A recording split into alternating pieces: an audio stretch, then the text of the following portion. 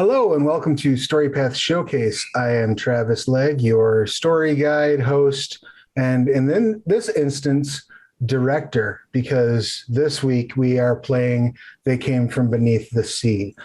Before we dive too far into things, I would like to take a moment to go ahead and introduce our cast. We will start things off with Pesto. Please tell us who you are, what you do, who you're playing, your pronouns, their pronouns, and then pass it along to the next person so that they might do the same. All right, I shall do my best. Hello, everybody. I am Pesto Mystic. I am a gamer on Twitch and an actor by day, a composer by night. Whatever you got. My pronouns are she and her, and then I'm playing. My character is like the everyday man. I'm playing Morton, and he, him, and yeah, that's who I am, and that's who I'll be. Excellent. Who's next? I'll go. My name is Tim Stotts. I also am an actor, but also shoot, do VFX, write, things like that, and still photography. I am he, him, his, and so is my guy Dirk into Amoeba histolytica. He is a science man who loves him some science, and I'm going to try to draw from my flawed armchair science background to fill in his knowledge gaps. And yeah, that's about the size of it. Take it away, Trevor / Alvin. Yeah, so my name is James Kirk. I am a therapeutic GM for the Bodana Group, a nonprofit in York, Pennsylvania. My pronouns are he, him. This evening, I will be portraying Alvin Muldoon, who is a hard-nosed G-man that loves the action and the thrill of excitement of being an agent of the law. That's the one, of law. Also, Excellent. Excellent. And please refresh my memory. He had moved to a private practice of investigation after a certain kerfuffle. He did after a certain kerfuffle. Beautiful. In which his partner is no longer with us. As in case anyone missed it at home, last session we had our pre-production meeting, or as you might be common with if you're not in the film business or haven't played They Came From, session 0, where we created our characters, worked out some backstory, handled some relationships, and we drew quips for everyone. But we said we were going to table cinematics until today, partially so that we could come together as a group and figure out what those were going to be and have enough time, but also because I wanted to make sure that we had a nice, solid feel for what we were going to be doing before we selected the cinematics to go with it. So without any further ado, I'd like to let you know that the name of our tale is The Thing That Wore My Face. So that is the film that we will be producing with this session of They Came From Beneath the Sea. We have two choices really for cinematics. The first option is to allow fate to decide, in which case we will randomly pull 5 cinematics, and those will be the ones that you will have to draw from the rewrite pool. Or we can go through them and select them together deliberately as a group to better reflect the nature of happenings and story in The Thing That Wore My Face. So, what would you all prefer to do? Well, the improv background kind of likes the idea of fate just decided.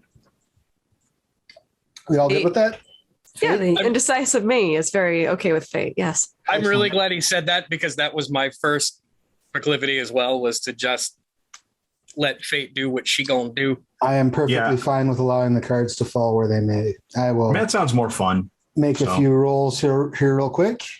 And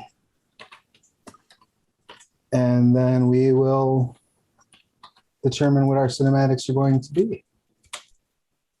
Oh, not with that formula, I won't.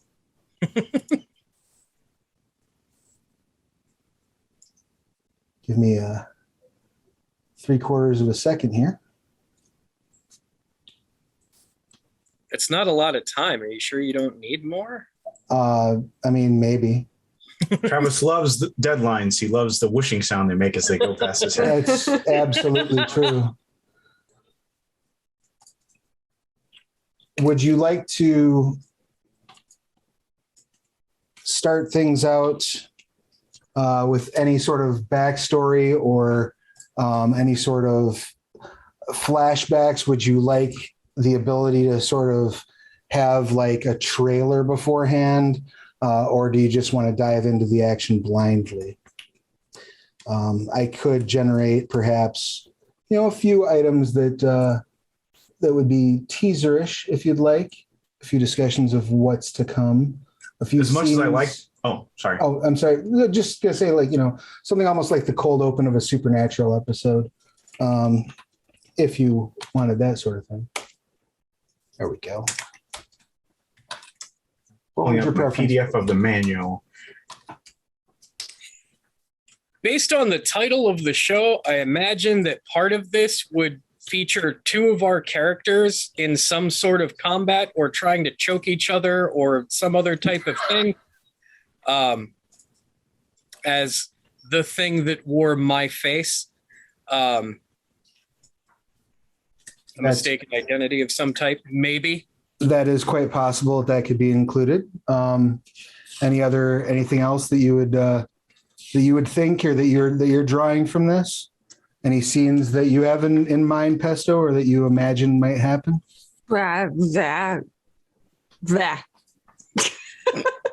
Somebody will go blah blah blah blah blah. It's trying to speak. Well, I figure there probably will be some sort of science mumbo jumbo about what is to come. And I agree, there probably will be some hand-to-hand combat, or at least a standoff of some kind. And then maybe a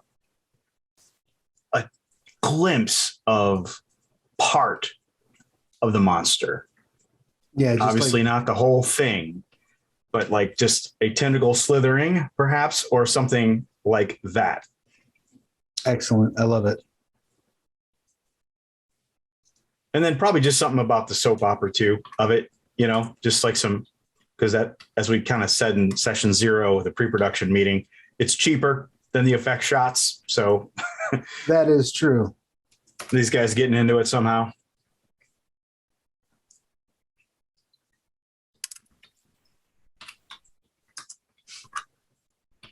Yes, because I believe you all share a common past.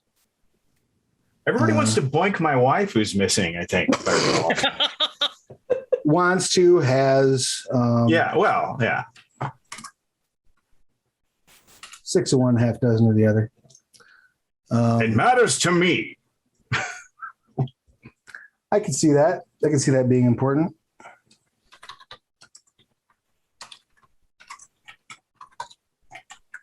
So if you note, I am sending you all the list of cinematics that you may play during this show. Oh, got it. In the Zoom chat. I will read that list off momentarily. So we start off with fan favorite, which is on page 130 of the manual. Scroll. And what that does is it costs 2 rewrites, and sometimes the character appears to die, but they're just too popular to let go. This cinematic allows a player to do one of 2 things during a scene, but not both. Excuse me. If you play it as the favorite hero, whenever the character goes through a death scene, the player can declare the character to be a fan favorite. Character's death scene continues as normal, but the character can return during the wrap up of a chapter or during the next story. If character is to return, the last scene should include a reference to the character still being alive. You might rise from the grave due to alien technology, return with little explanation other than a lucky break, or maybe return stronger than ever.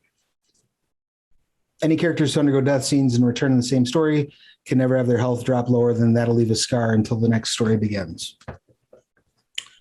Or a favorite villain. You may nominate a villain or supporting character as a fan favorite. If you do, the character must return at the end of the story, no matter what their fate is in the current one, or in the beginning of the next story, no matter what their fate is in the current one. So you basically, give somebody immortality. Will the next story be the next session, or after all of our sessions are done here? Let's do that. Look, normally that would be the next session, but since this is all kind of one ongoing film, let's do next session. Normally it'd be next story, but let's do next session. Okay. Okay. All right. The next one is Scene Missing. Scene Missing costs 3 rewrites. And what'll happen is when you use the cinematic, you announce Scene Missing, apologies from the studio. And we quickly continue with the game with me narrating directly a new scene. There must be some distance in time from the previous scene, and we never refer back to exactly what happened during that scene that is missing. Often played like if can you we obliquely, right? Oh, you can that was a close one, or something absolutely. like that. I've never seen anyone do something like that with a pineapple. Is an example that Hawkins often uses. Stuff like that. We just can't actually break down like what happened. Next up is Summon the Stuntman. It costs 2 rewrites, and if you're incapable of a physical task, you can summon the Stuntman to make all physical rolls automatic successes. The Stuntman can suffer a horrific injury on your behalf. Let's see. And the director gets to choose when the replacement is pushed too far and add a rewrite to the pool when it's time to switch back. Stunt performers cannot inflict damage on important targets either. So you can't fight the main villain with your stunt person. Next up is rear screen projection. That one will allow you to spend 1 rewrite for car chases, speeding down country lanes, things like that. That basically declares any trip in any sort of vehicle to be safe, no matter the terrain, environment, and despite attacks from external monsters.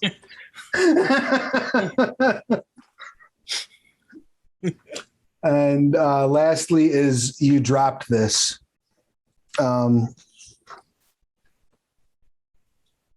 So this lets you spend 2 rewrites to witness the use of alien technology or even acquire a piece of it. Sometimes its use is unknown, but you'll know what it needs to do, and it'll conveniently be there right in the nick of time when you need it.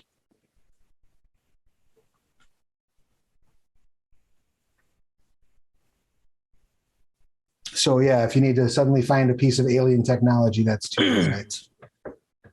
Sound good? Cool. Yes. Any questions before we dive into the story? I'm sure it'll all be revealed once we start doing it. It will all be revealed, in fact. Did you have something, Mr. Kirk? My only question was the number of rewrites. That's in a pool for us, right? Yes, and I believe you start with rewrites. Let me double check the book because I've been running a lot of Storypath lately, and I might have my numbers wrong. Let's see, rewrite pool. Where are you at?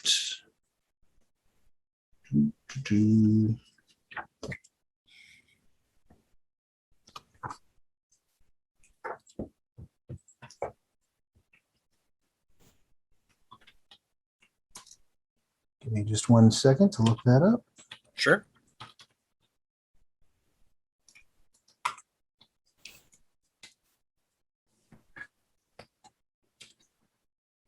Oh, really?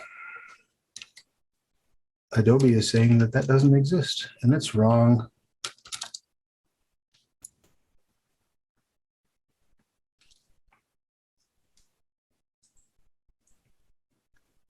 Rewrites are covered on page 86.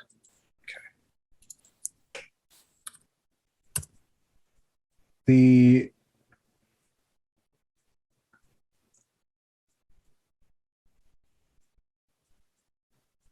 Let's see.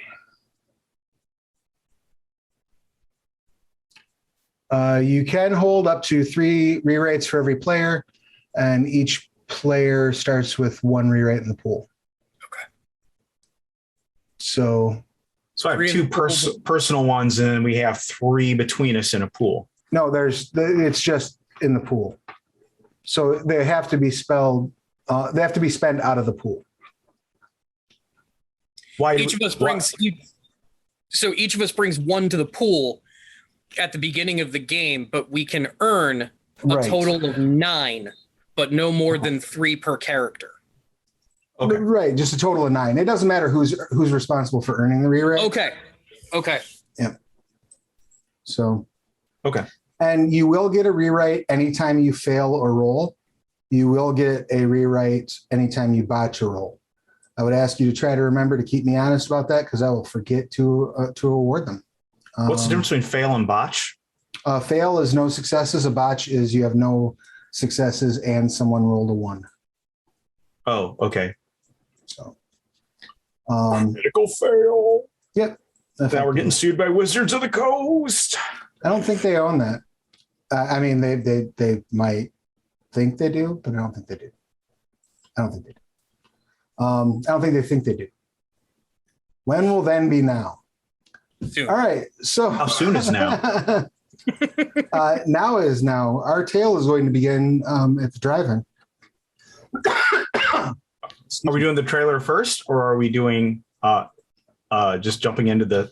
Oh, I thought we had discussed what the trailer would entail. We would have these scenes. Oh, we're not going to act them out or anything. We're just gonna. I don't think we need to. Do we want to act out the trailer? We can. I'm down for experimenting. No, let's do what we do. Your Excellent. discretion, obviously. We'll dive in. You see all the scenes we just discussed, followed up by a car sitting at a drive-in movie theater. The top is up. The car is gently rocking, and then rapidly starts rocking faster, and then blood splatters all over the back windshield.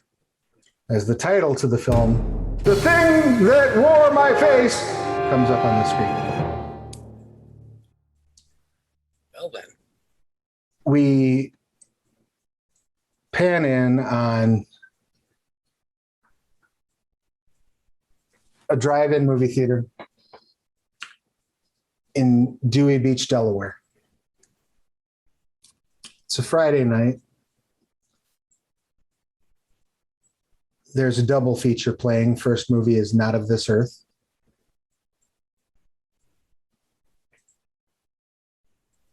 What, pray tell, might bring each of your characters to or near the drive-in? Let's start things off with Dirk. I'm or near the drive-in. I'm out on the edge of town with a Geiger counter and possibly some other arcane device, trying to find traces of something. Excellent. So you're just sort of wandering the highways near the drive-in. Yeah. Or maybe paths, kind of in the woods up to the drive-in. It's in a secluded-ish place to avoid light pollution and stuff like that. It's on the edge of town. Yeah. Very beautiful.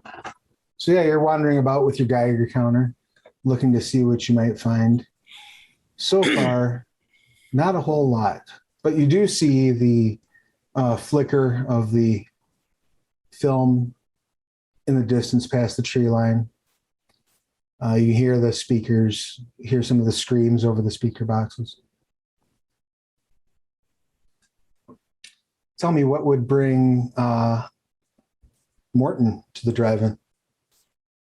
Oh, after a nice long week of hard work, I think I should relax at the theater. Just put up my boots and listen to the sweet sounds of screaming from the screen. I love it. Is Morton unaccompanied at the? Oh, yes, sir. Yes, sir. No people near me. All right. Well, as you're sitting alone in your car, checking this out, a car hop roller skates over to you. She's got on like a small little like bellhop kind of hat. wearing a poodle skirt and short sleeve shirt, and she scoots over and says, "You need anything?" And holds up her little notepad and pen. No, thank you, darling. No, thank you. Popcorn, M&Ms, Reese's Pieces. No, I'm nothing? good. I'm good. Thank you. Soda? No, thank you. Oh, okay. She skates away. Just flick my cigarette out the window.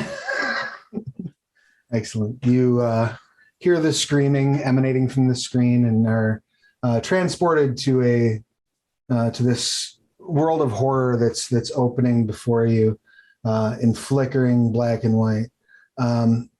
Alvin, what brings you to the drive-in on this lovely Friday night?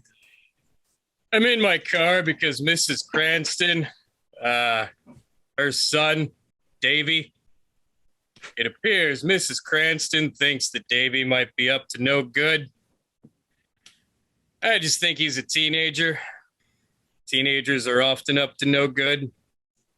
Here I am, in my jalopy, sitting toward the back. 2 cars behind Davy's car because I don't want to be suspicious. Of course. And I'm just going to hang out with my small popcorn and my diet soda because I'm watching my figure and their figures and making sure that those figures are doing what figures should be doing at a double feature drive-in, which is enjoying the murder and all of the screaming and the horror. In a nice, wholesome way, of course. At first, you are mildly disconcerted as you look up at Davy's car and you see a fog starting to fill the rear window. I'm going to take out my notepad, note the time. Taking notice that couldn't possibly be from the heat from the outside coming in that might cause such a thing. I'm going to put down that I saw an inside fog. You notice the fog start to roll outside the window. Just a little. Wisps of smoke coming up from the edges of the mostly rolled up windows of the car. All my years of police work, that's going to force me to take a step out of my vehicle, try to get a nice downwind inhale. You step out of the vehicle and walk around downwind and take a nice deep sniff and become very certain of 2 things immediately. 1, this is the devil's lettuce. 2, that popcorn smells really good.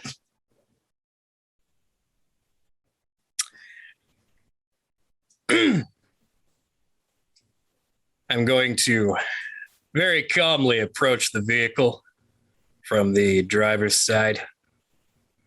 Okay. Like a little rap tap tappy.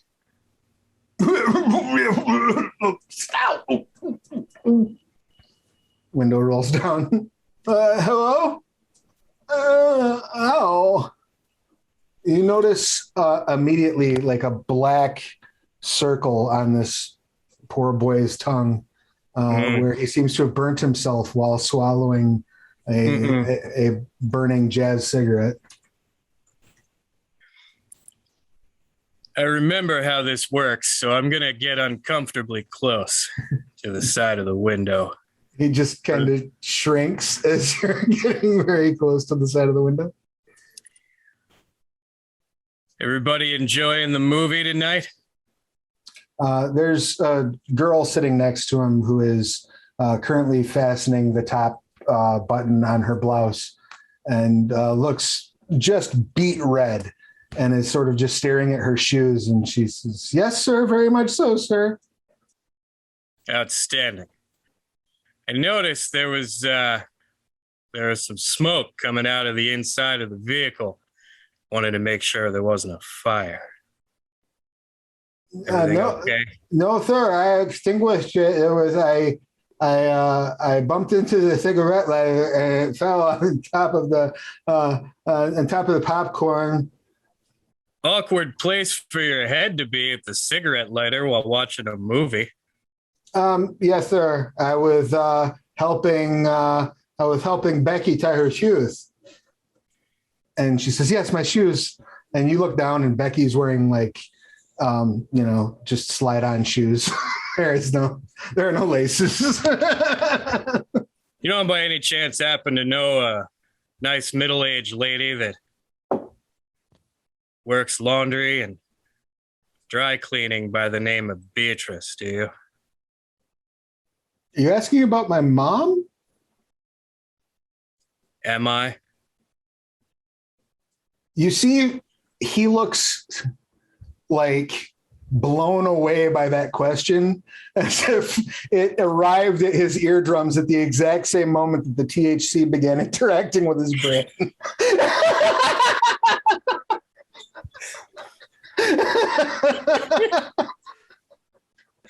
As he's staring off into space, considering your inquiry.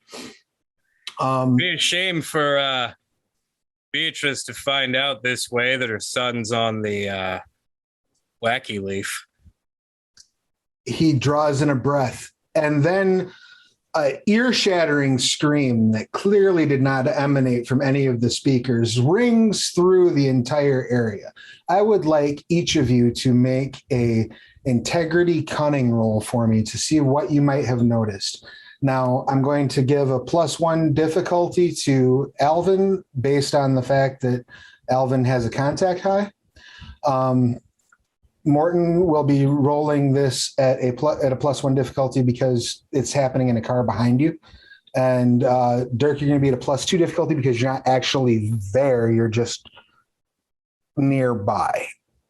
So I guess yours won't be a difficulty so much as it'll be a complication, as it will be very difficult for you to sort out what is the movie and what is real. So your target number will be normal. You just would need to resolve that complication to be able to confidently say what's from the movie and what's real. Make sense? Did I do that right? You did. Cool. All right. And so that comes out with 2 successes for you. So you're able to overcome the difficulty and you're able to note what's happening. Let's see what everybody else got first before we go describing. So I don't just roll like a die down here. Right. You tap your integrity on your sheet and your cunning on your sheet. Okay. Excellent. And that's 2 successes for Morton, who also overcomes the difficulty. Nice. Why am I not seeing it? Do you have your sheet open in another window? I do, yeah. Under skills, there should be integrity. If you have no dots in it, then there it worry is. about tapping it. And then under attributes. I don't. Cunning.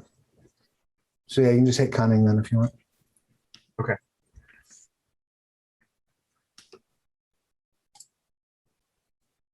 Beautiful. That is 1 success. So you do hear what's going on, but you have a difficult time telling what is from the movie and what is real. But you know that somebody definitely screamed. That doesn't sound like stereophonic sound. That sounds a little more realistic. I can barely hear it over the noise of my Geiger counter that's finally going off, possibly just due to the strontium 2000 deposits left in that jazz cigarette, the smoke clearly wafting this way. Precisely. And as you make note of that, you hear sort of a rustling of leaves too, but again, can't tell if it's on the screen or not. Hark! What those of you who are in the drive-in see and hear is you hear the ear-piercing scream. You see the car hop is standing next to a car that's like pretty much right behind yours, Morton, and has dropped like a serving tray filled with popcorn and soda, nachos, 3 burgers, 2 large sets of fries, at least 5 milkshakes, and what appear to be perhaps like some candies, some chocolates of some kind. And that is now splattered on her feet and legs. Sounds like we have 2 crime scenes. And she's just staring inside of this car. Now, what you can see from your vantage point, Morton, is that the windshield of that car is completely and utterly caked in blood on the inside. From your vantage point, you can't see any blood at this point, Alvin, but you do see that she is screaming and she has the door like somewhat open. What would you all like to do? I would like to rush over and try to calm her down. Okay.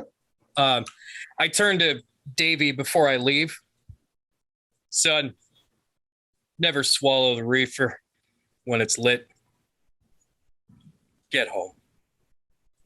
And then what even is home, man? Like, mom spelled backwards is mom. And the camera follows you as you go running over. Ma'am, do you need assistance? She turns and looks at you and goes, ah! And then looks at the car and goes, ah! And then looks back at you and goes, ah! And then throws herself forehead first into your armpit. It's just the worst terrible thing I've ever seen in all of my days. Feel like maybe we shouldn't be so judgmental of Ford as a manufacturer. They make a lot of quality vehicles. The door is slightly ajar, and at this point, you do notice the blood. That's new. Are you going to? Well, I guess. Are you approaching Dirk from outside of the facility? Yes, I have my devices held up high, and I'm not truly paying attention with my eyes as I walk in. But I do notice that at least one of the devices is humming more ominously. You hear the screams. You see the reel like stop and the scene missing screen goes up. And you hear like people honking their horns. Seems to be some confusion about what's going on, but you definitely also see this sort of hug going on by one of the cars about 4 rows away from where you've entered the drive-in. In the interim, Morton, are you doing anything, or are you just looking at this as this is happening? Oh, yes. I would like to grab another pack of cigarettes from my glove box and smoothly and heroically exit my car and approach the scene where Alvin and the young woman is at. Excellent. I feel like your shoe is the first thing that comes out of the camera. It like tilts up as you're like rolling up a pack in your sleeve. Maybe you pause for a second with your perfectly coiffed pompadour before stepping over. I love it.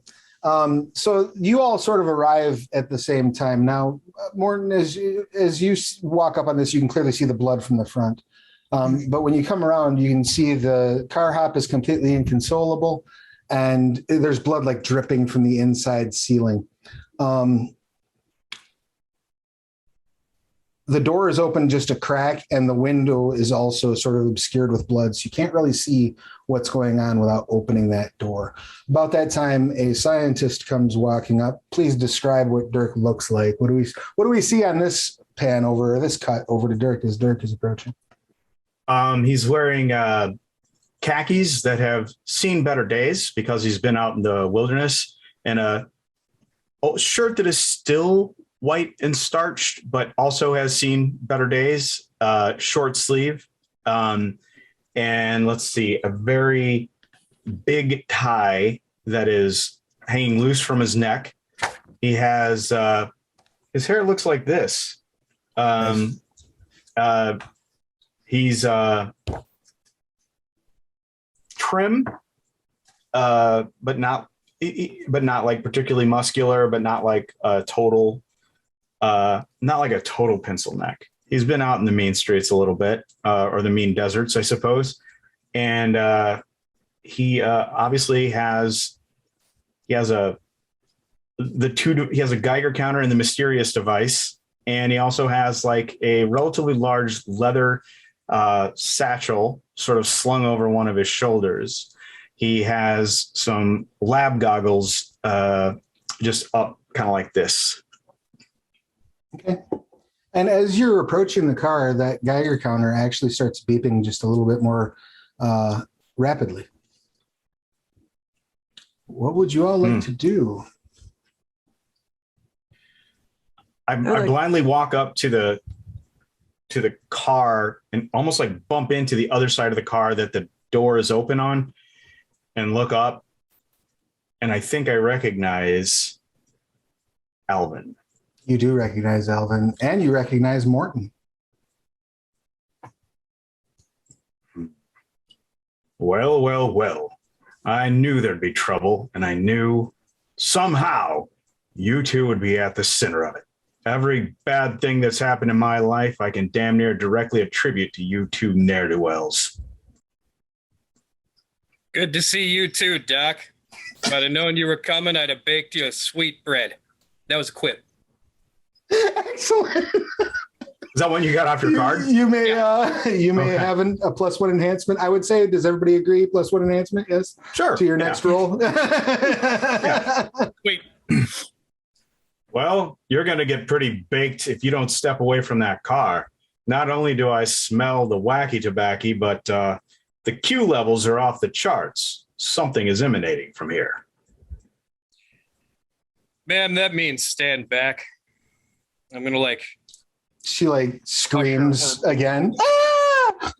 I slap her. From across the car. I run over and slap her.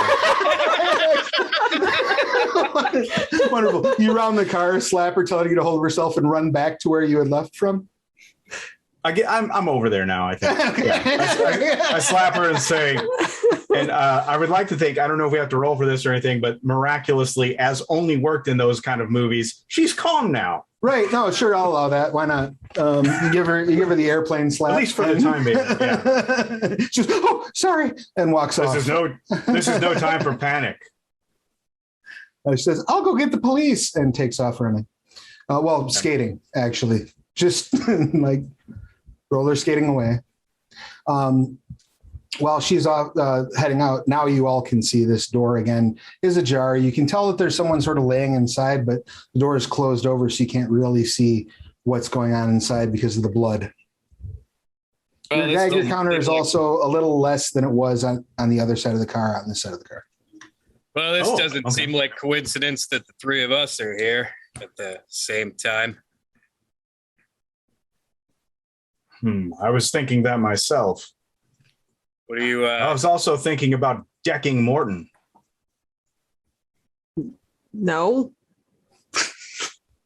Snappy I comeback. mean, yes, and.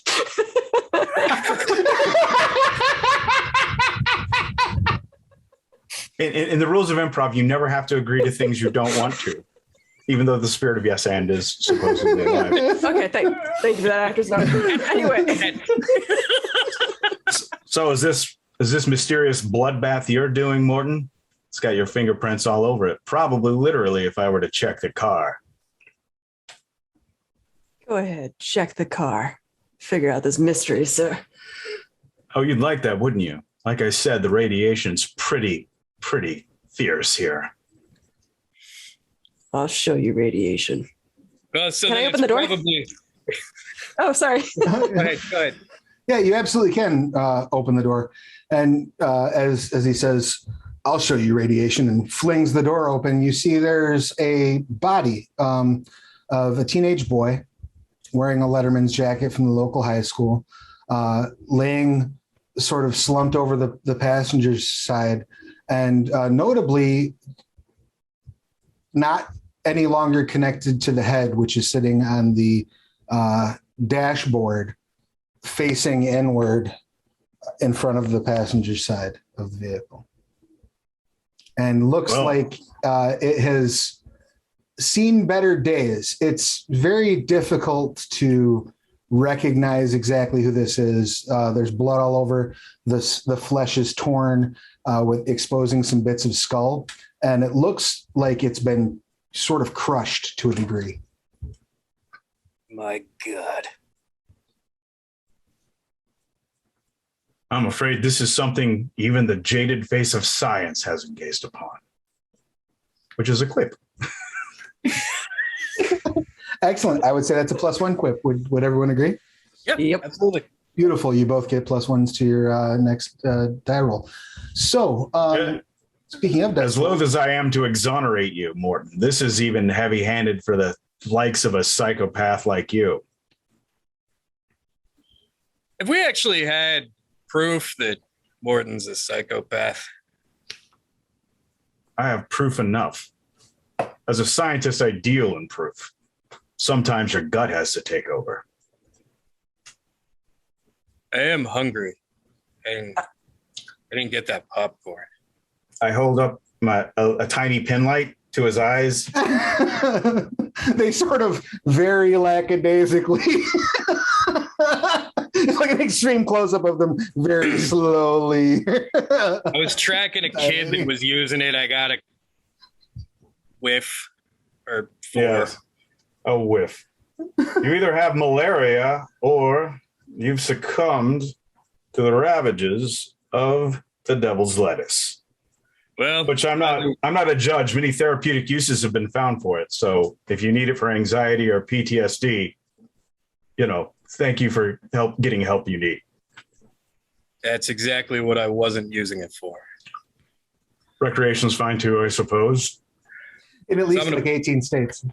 I'm gonna point at the body and the stuff. It's been a little while since I went car shopping, but this doesn't seem like standard issue. I shine my pin light in there. Why don't you go ahead? What would you like to use to investigate this scene? Me? Well, all of you are looking around, so you may draw on whatever skills you feel might be appropriate at this point. Remember, you will have a +1 difficulty, Alvin, because of being high. But you also get that +1 to your dice pool.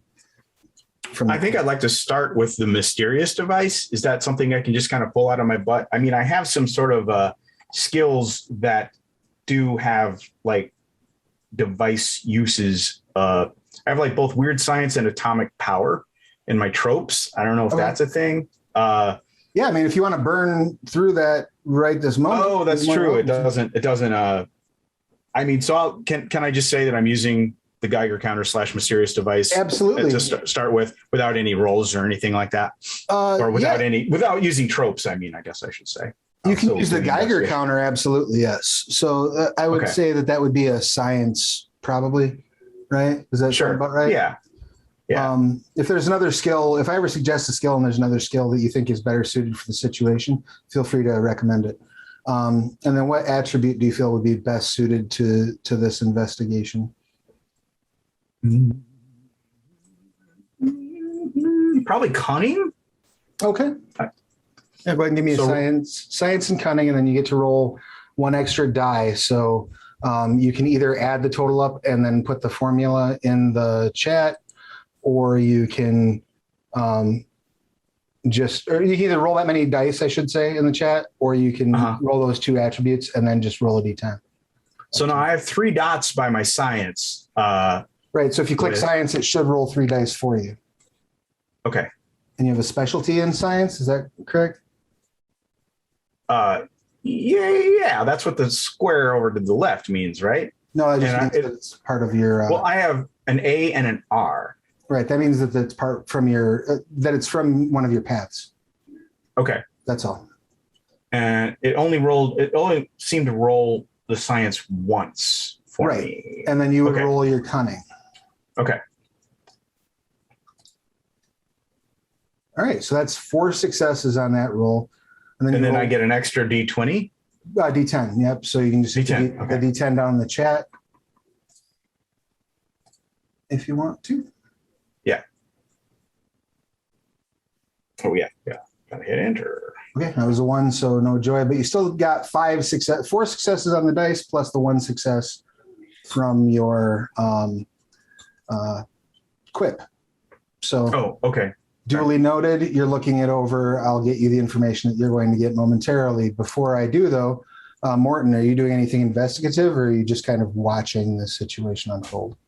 I think more so watching, and I can't tell like what the face looks like of this person, right? Because they're so mulled over. It's very difficult to, but I'll let you go ahead and give me, I would say culture would apply possibly, Okay. or humanities, maybe even empathy, whichever of those skills you feel is best suited. Which one mentally reconstructs the face? I'm thinking culture is you might have recognized them locally. That sounds great. Humanities is just general, like recognizing things and having knowledge about stuff. Writing, literature, maybe he looked like you imagined a book character to look one time. Or empathy, just because, facial recognition is one of the things that we use to establish human empathy. So any of those skills is fine for me. Which would you like to use? I think culture. And then what attribute would you tie that to the most? Probably presence. Okay, go for it. Sweet. Did that work? It did, and you got one success. Oh, far. Excellent. I'll get to that in a moment. And let's have Alvin give us what are you doing to invest? So, since Doc is looking inside the car and Morton is looking at the face with this almost like everyman Spicoli, like, I know that dude. Like, look, I want to. Whatever did this is clearly not in the vehicle anymore. So I would like to see if I can maybe find a trail leading from the vehicle to give us an idea of direction of like where whoever did this went. Sure. What would you like to rely on skill wise for that? So attribute, I was thinking cunning. Skill, what would like a couple things that would make sense to me would either be survival, which I don't have any skill in, Sure. Or could even be larceny if I'm looking for like signs of theft or larceny would work. I would allow larceny. Yeah. So we're looking at larceny cunning. All right. So I'm gonna do that and that and yep. All right, so you're looking around and like you get to the other side and you're like, they must have come out of this door. And you're just kind of like walking in circles over by the passenger side of the car. Like, do it. No? Can I get that soda? I imagine at some point, like I just start staring. I have that like far off, like almost heroic look, but it's literally just because I'm stoned. Nothing to do with any kind of inspiration that I've come up with. I assume since that's a failed roll, that's a... You will get a rewrite. Yes, absolutely. That's a rewrite. Okay. So you now have 4 in the rewrite pool. Yep. I will put that in the Zoom chat so I don't forget. So as far as clues go, what you've determined as you're doing this investigation is that was certainly not ditchweed because Alvin has definitely got a contact bus. The person in the car is a gentleman by the name of Brad Chadwick, captain of the football team, high school heartthrob, most popular boy in school. You also are able to determine that he is very dead. Oh, cool. And his head was removed in an unclean fashion. There is no cut. Whatever did it used extreme force. It looks like something maybe like wrapped. Like a like a bunch of ropes wrapped around or bands of some kind or tentacles wrapped around his face and pulled his head off of his shoulders and then set it on the dashboard of the vehicle. As you are going around with your Geiger counter, though, Dirk, you discover a few pieces of information. The passenger side door handle seems to be the greatest sign of Geiger response. And as you look underneath it, you find a glowing green dust.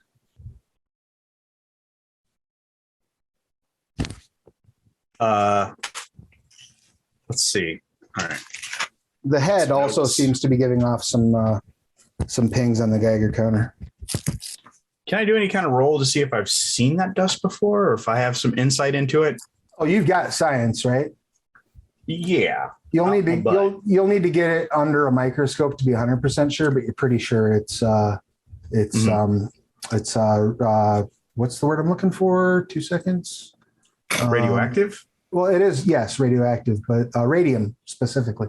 Oh, radium. Yeah, like radium dust. Good. Yeah, I walk away as though I've been suddenly hit by some sort of inspiration. very good. As Alvin wanders off, you also find a shoe on the floor, on the ground, like just outside the driver's side, like the shoe fell off as the person was running off. Dirk. Does the corpse have both shoes? The corpse does have both shoes, and this shoe appears to be a blue open-toed wedge in women's size 7, which, Okay. as far as you know, is not part of Brad's normal wardrobe. I mean, no judgment, but to the best of your knowledge, not normally what he rocks. Mhm. Plus, wouldn't fit him. Probably not. No, not as a football player. Okay. Can I, like in my little scientist bag of tricks, can we say I have a microscope with me, or no? Like, because we never really did like I mean, equipment. like you might have like a magnifying glass, but I doubt you'd have like a slap it on a, Okay. you know what I mean? Like a Yeah, right. actual microscope. Okay. Though you could probably, scrape some and take it to your laboratory. That's You certainly what have like sample collection stuff, I'm sure. Sure. I'm gonna with zero safety in mind, because it is the 50s and stuff like that. And I don't think the radium girls have been found to be we don't know why they mysteriously got sick yet. I shouldn't laugh when that's brought up, but you're right. I know, it's at least it's been suppressed if it has been found out. So yes, I collect samples of it Excellent. in a little bag. I think plastic bags were invented back then. Yeah, you have a little vial and you scrape some off with your finger and put it in the vial, like Right. Yeah, that'll work. as one does. Anything else? And I say this beheading is something I haven't seen since my sabbatical at Miskatonic. All right, I don't care what the two of you do, but I'm going to go back to the lab and examine this residue. You look over as you say that, and you realize there's only one of them. As Morton is kind of standing there looking at the head, and off in the distance, you see Alvin wandering. Where's Alvin wandering to? Actually, it was a quick trip. Alvin's on his way back. I unknowingly brought a prop with me this evening. So as Alvin returns to the car side, what do you got, Doc?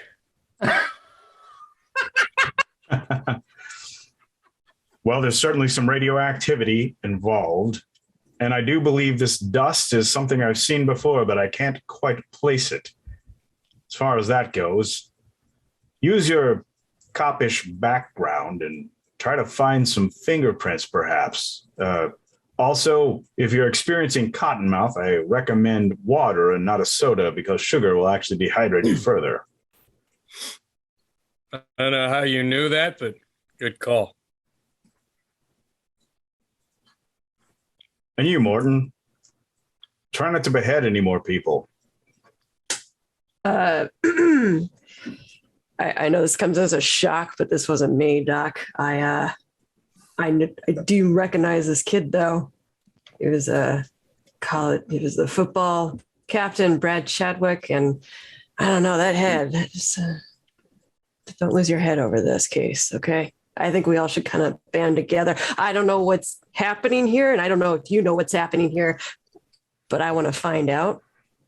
And I would like to find out with some trustworthy folks, such as at least this officer over here. You telling me the kid that's in the front of this car is Bullet Arm Brad? Yeah. That man is not an officer. The sheriff walks up. Steps over to the car with the car hop. And he says, I do believe Mr. Muldoon here was relieved of duty by the local authorities. Is that not correct, Mr. Muldoon? I was on sabbatical. Mm-hmm. We were called, and young Jane here told me that Brad was on a date tonight with, what'd you say her name was? Susie Smith. It's so terrible. Walk over and slap her again. Oh, thank you. The sheriff says, much obliged. Brad was here on a date with this Susie Smith, and I don't see Susie here. So, Do believe I do see her shoe, though. you found a Was she shoe? a stylish dresser? Stylish but affordable? A peep toe wedge? I mean, yeah, something you might get out of a Sears catalog. Or J.C. Penney? Says so right inside. Have you ever considered getting into law enforcement, Doc? No, I'm make a- smart. Jesus. It's that good sense of humor I was hearing about you science folk having. Anyway, You wanted me to roll for something? no. Oh, I thought you said make a roll. Okay. No, he said that's that good sense of humor you science folk have. He says, all right, I got a meat wagon coming to get this poor victim here. Law enforcement can take it from here. Maybe you think you can take it from here, but you're dealing with something more than just a simple beheading. There's clearly something mysterious afoot, something scientific. And where I know you can probably collect the body and contaminate all the evidence, as much as I am loath to say it, I think you need we three ne'er-do-wells to actually get to the bottom of this. Got my hands on my hip. There's two ne'er-do-wells. I do all right. He's stoned currently, which is illegal in this state.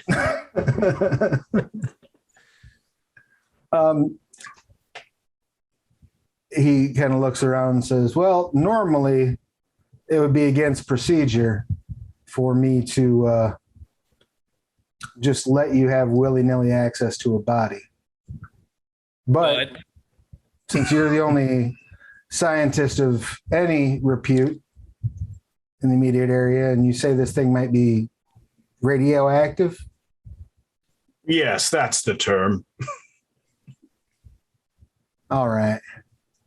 And it's more harmful than the propaganda might allow you to think. Well, in that case, I'll let you ride along the meat wagon. That sounds fair. I do have a question, though. I'll This make date- it snappy. I'm only a half-day player. Fair. This girlfriend, whose name escapes me because I don't care, the owner of the stylish yet affordable shoe, what is her past like? Does she have any violence in her history or any mysterious dealings? Does she have a reputation in this community? Well, I know she's just a local sweetheart. Name's Susie Smith. She lives with her father, who's a Dr. Herbert Smith. They live over at 1115 Elm Street. And last I knew, he was contracting at the naval base. Perfectly sweet girl. Dr. Herbert. I think I've heard that name before. Is it okay to make calls like that? Do I got to roll for shit like that or anything? If you need to roll, I'll let you know. Okay. Fair. I just don't want to overstep plot, Deus Ex Machina plot point style shit. You know what I mean? He seemed like a pretty straight, level-headed, good guy at the time, but apparently his little girl, well, that apple fell far from the tree. You telling me you think a teenage girl ripped this man's head off? I think she is a person of interest. Well, Doc, I look forward to your report. Now, if you'll excuse me, he takes off. I'll try not to use big words in that report. This yokel's going to botch everything. We need to get to the bottom of this fast, or there's going to be more beheadings and other such unpleasant business. Yep. Groovy. About that time, Good. a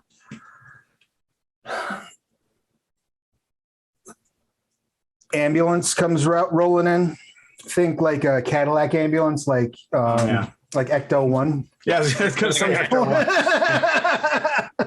Comes pulling in.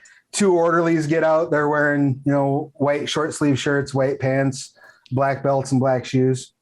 And they come probably little paper hats. Little paper hats, yeah. They come running out, popping the door open. Oh man, I was wanting to make it to the drive-in today. I saw the double feature that was playing, and I guess now we got an excuse. And they come walking over and start bringing out the stretcher, lay it down next to the car. Holy jumping Jehoshaphat! Look at that. Did you a little decorum, please, you yokels? There's a dead man here, and over there too. What? Accurate if glib. Just reach in under the driver's seat and empty out my bowling ball, would you? I don't want him to roll off the edge. Just use my bag to put him up top here, and start working on getting the body onto the stretcher. Well, is there room for me to ride along with this corpse? Sure, as long as you don't mind riding with a corpse. Wouldn't be the first time. I've seen some things. They slide the body into the back, and you notice there are bench seats on the back. There's just enough room for the three of you if you sit very, very cozily. I've got shotgun. Doc, are we supposed to meet in the morning then? Since, the three of us are doing this? You can ride along, I suppose. Just let's keep the talking to a minimum. I don't want to talk about the past or any particular unpleasantries you assholes are going to dredge up. Yeah, I think I'm just going to follow you in my car. Excellent. Alvin walks off, gets in his car. The two of you hop into the back of the ambulance. Stay on your side. I'll just cross my legs to the other. Excellent. You all make your way to the morgue. When you get there, there's a doctor kind of looking over a body as you enter, and the orderlies wheel in the body that you're with. And he's just poking at it with a pen. Don't you have any proper examination tools? Last I heard, a BIC wasn't medical grade. Can I help you, doctor? I doubt that highly. Well then, is this the one that died at the drive-thru? Well, yes. Let's see if you can find out the cause of death. Might be the head in the bowling ball bag. You passed the first test. He's good. He reaches over and picks up like a sandwich off of like the raw, open Y incision, exposed like stomach of the body he's looking at. Is my Geiger counter going off in the other body or anything like that? No, not at all. Okay. Hey, Dak, have Well- you seen any others like this? Which doctor are Me? you referring to? Oh, sorry. I'm the NPC, the Travis. Which doctor? My name's NPC Neil Perdome Cunningham. Dr. Dak. Have I seen any bodies with the head off? Not recently. Groovy. Not recently. Okay. That's a new one. He unzips the bag and rolls the head out. Oh, yeah, that's not great at all. He sort of orients it properly using the Bic. Yeah. Head's definitely off. Are you drawing the- any conclusions here? Pops the Bic behind his ear without wiping it clean or addressing it in any other way. Something with great force grabbed a hold of this head, pulled very hard. I'll leave you to it, doctor. And he taps you on the side of the shoulder and walks off. He does. Hey, you speak the got truth. something There's no in your. incision here. Yeah, you'll find it. Let it go. I don't think he cares. Yeah, there's no incision here. It's a torn and ragged edge, and it goes all the way down to the inner tissues. And in fact, the vertebrae is snapped. It's not even in between a disc. The vertebrae is actually broken in half. He'll never walk again. Well, I mean, there's been a lot of advances in medicine. Speaking of medicine, would either of you like to roll medicine or science or anything else to examine this corpse? Yeah, I was thinking of rolling some science.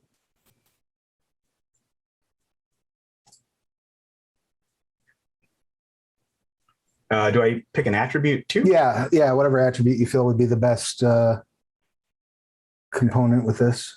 All right, so that's 3. What would Alvin like to roll? Oh, I don't have anything helpful here outside of just like base cunning. If you want to roll your base cunning to see if you can contribute some clues, you're welcome to. Excellent. Anything from Morton, or are you just standing there and looking pretty? I think I light a cigarette and that's about it. Excellent. You light a cigarette. The lighting falls on you in sort of a somber, sad way. You think back to the last time you saw Daphne. And for just a moment, there's a slight fade to Morton running along the side of a beach with a very beautiful woman. As they run past a bush, you see Dirk in the bush holding the device like, drat! And then it fades back out in a smash cut as we come back to what's actually going on with the investigation. As you got a total of 4 successes between you. So you discover that Brad's skull was definitely crushed by tentacles, particularly with tentacles that have suction cups. Such as you might find on an octopus or a squid or some other type of cephalopod. You also discover there is a black ichor, just trace amounts of it, in Brad's wounds, Dirk. Like octopus ink, perhaps. I have a trademark of subaquatica. Is this going to help me at all? I don't know. Is that a thing I burn when I use it? It may. Your trademark is subaquatica? It's one of them. Do you have the subaquatica science? Do you have the page number written down, or do you have the description of it put in your notes on your character sheet? No, but I will do a search and hope that it's a rare enough word. Sure. That should be. And interestingly enough, looking at it, Alvin, you discover that his fingers are broken on his right hand. And you're pretty sure, based on the bruising, that they were broken pre-mortem. It says as an example trademark on that page, and then it says example subaquatic. A Monica is a terror of the sea, and she doesn't even have the advantage of gills. That's not particularly helpful. On 59. Okay.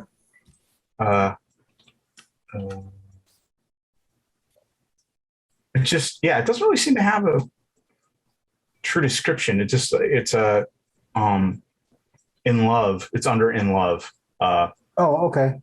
Yeah. So basically, that would fall down to like a +1 enhancement when dealing with things that are subaquatic in nature. That's all. Okay. So yes, Okay. absolutely, you can claim that. So you'll have an additional clue, which I'll give you in just a moment.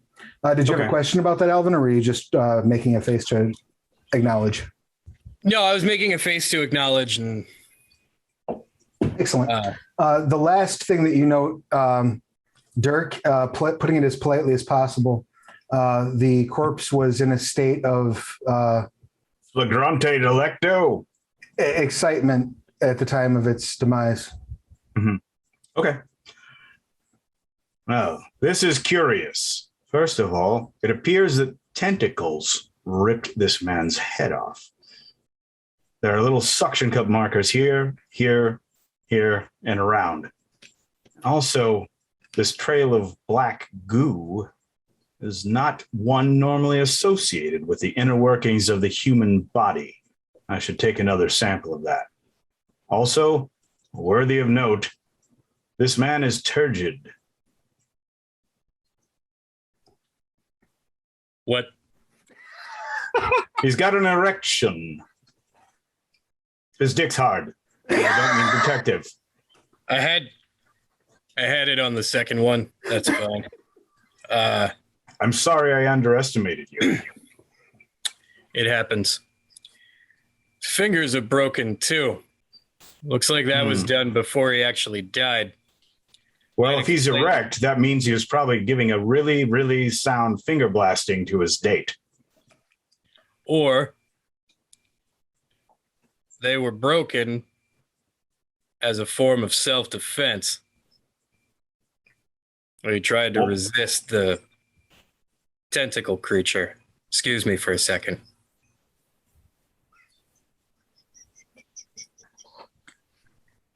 This is curious. Octopuses aren't known to be on land. Note that I didn't say octopi because that's not the actual correct word for them. Octopus comes from the Greek, and the pi, it would be a Latin plural.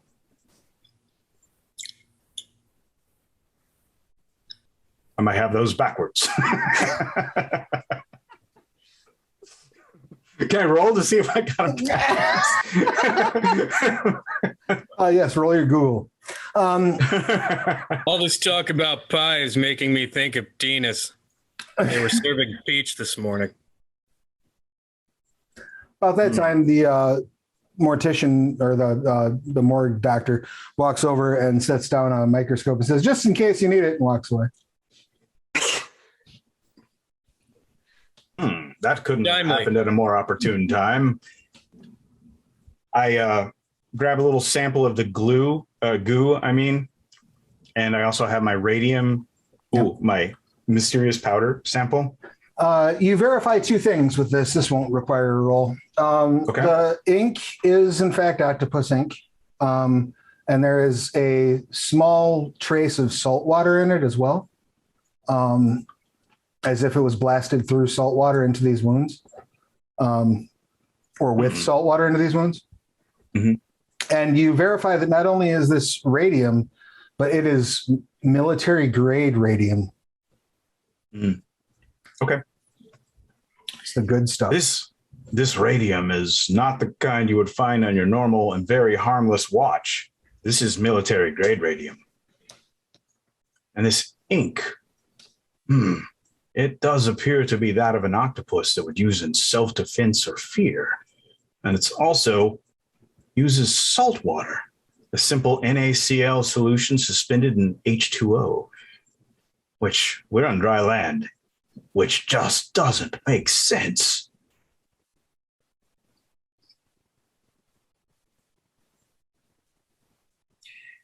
Hey, Morton.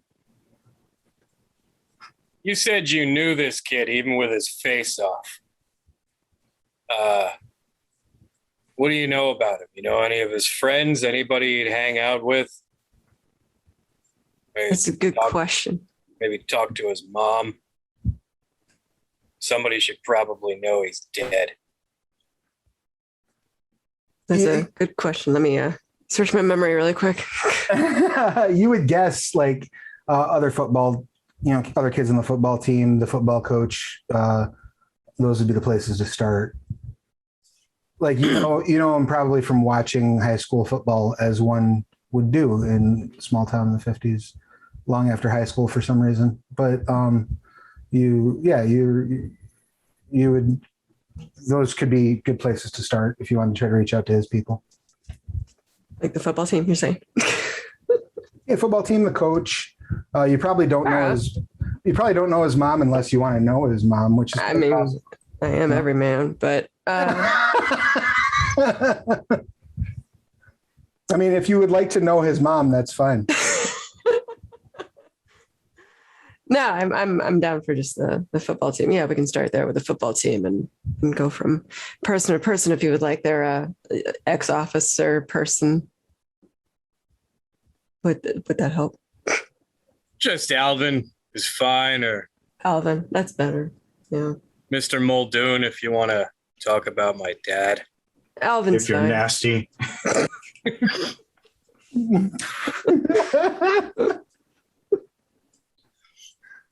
All right. So where would you like to go? You have a couple of other options. It doesn't look like you're going to find much more digging in this corpse. But you do have a couple of options for places that you could go. If you wanted to try to reach out to someone in the football team, the school is closed right now. But you may be able to, I bet if we go to Makeout Point, we'll find some of the other footballers. You could go look for other footballers at a Makeout Point. You also do have the name and address of the woman that he was on a date with. We should go look her up. Yeah, we should make sure that she got home okay. And wait, the sheriff. Hold on. I'm being hit with a moment of something. Clarity is what they often call it in the world of substance abuse. I didn't know what to call it. It's my first time. Mm-hmm. The father, that doctor that you said you knew, Herbert, right? Yeah. Yes. You said this was military grade? It is. Didn't the sheriff say he was contracting for the Navy? That is true. We might have a little trouble getting on that base because of security. I at one time had clearance, but I don't anymore. Long story. I feel like you just told it. No, there's more. It's fine though. Well, maybe it'll come up, maybe it won't.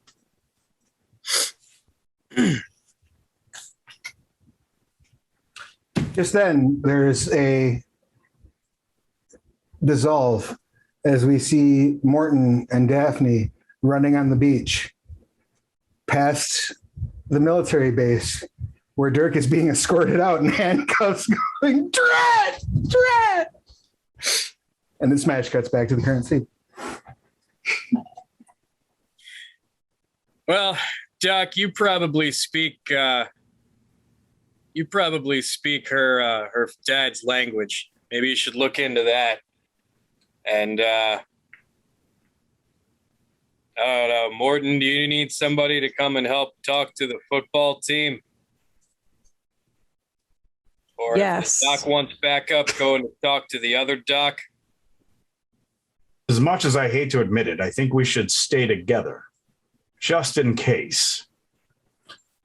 Quick point of order, just so for clarification, you were given the address to where Dr. Herbert Smith lives, and it's not on the military base. Oh, okay. Just FYI. That's All right. Well, that's Chad's dad, or that's the girlfriend's dad. Susie's dad. Susie's dad. Okay.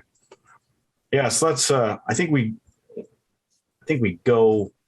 We have to go now. While Herbert is likely not on the base, so we won't have to sneak in there. We may expect to have been the second group of people that's going to talk to them tonight. Probably the cops have already been by there. I would have.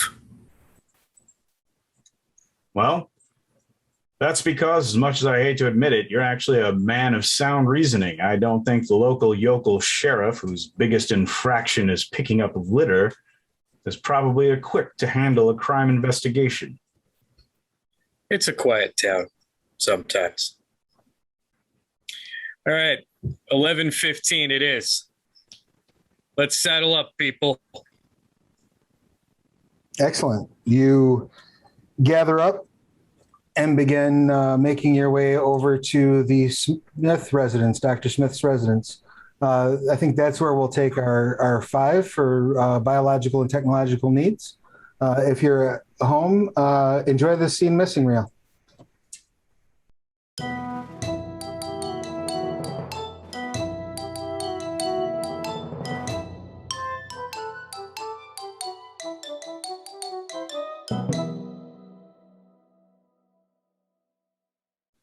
As promised, we've returned. So when last we met, you were all gathered up in the morgue. You were looking over the various evidence, finding out what terrible, terrible shape our dear dead friend, what's his name, was in? Brad Thank Chadwick. you. Brad Chadwick, yes. And examining the specimens to confirm your suspicions that this was, in fact, radium. Based on the clues, you've decided that you're going to visit the home of Dr. Herbert Smith. Is that accurate? Yes. Anything you want to do on the way there? Anything you want to stop for? Anything you want to take care of between scenes? I don't think so. Let's just keep our eyes peeled as we journey. All right. Alvin, I mean, I will have the Geiger counter out just in case. sure. The digestion and the fresh air of the car ride has helped, and you are now completely sober and no longer suffering from any sort of difficulty increase. As you arrive at the home of a Dr. Smith, the first thing you notice as you're all walking up to the door is that the front door is slightly ajar of Dr. Smith's home. Is the Geiger counter doing anything? So what? Is the Geiger counter doing anything? Not anything specific here, no. Okay. My hand instinctively goes toward my Hip. my hip. Morton, are you doing anything in particular when you notice this as you get out of the car? Do I have a flashlight on me? Sure, of course. Okay, because I would like to run up to the door instinctively. All right. You run ahead, and are you going to fling the door open, or are you going to... That would be wonderful. Yes, please. I would like to fling the door open. Yeah, you fling the door open, and you immediately see the entire place is heavily disheveled, just mess scattered kind of everywhere. Looks like it's been ransacked. You also notice a body on the floor. Oh dear. You don't see any blood, though. Okay. I guess I run up to the body and check for a pulse. Like I know how to do that. I also run over and start lightly tapping him on his face. My guy's a slapper, I guess, apparently. As you make your way in and you start flipping him around and touching his neck and smacking him on the forehead, he opens his eyes and sits up. My God! Herbert! Good God, man! What happened? I am quite sorry. I'm not quite sure. I got attacked. My head. Who attacked you? He starts to look very nervous as realization starts to strike a little bit. Grab him by the lapels. Who attacked you, Herbert? I was attacked by something impossible. I was attacked by myself. Gasp. Herbert, have you been enjoying the devil's lettuce? No, I've been on a strict ketosis diet of late.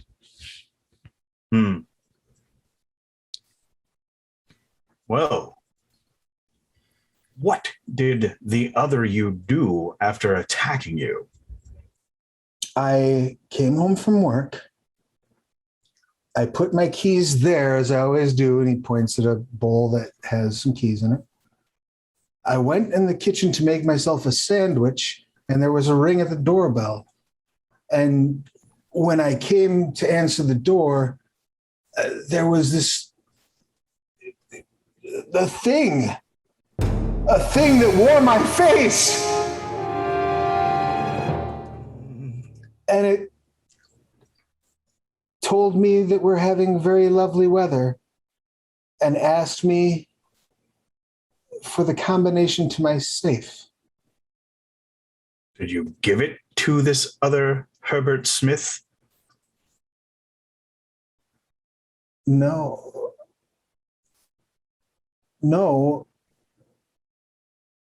Oh my goodness, my house has been ransacked. That's not important now. Yeah, speaking of the house, Travis, are there any signs of any kind of a break-in? The door was ajar, but like, does it? Probably open the door. Yeah, the door, he did not, like, the door looks like it was not busted in because he answered the door and let the person in.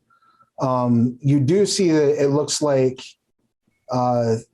things were thrown around very willy-nilly in here, though. I'll let you go ahead and make do you want to do like integrity cunning, or do you have a different I was thinking, things? so yeah, what I'm thinking is, does this look like somebody was actually looking for something, or does this look staged?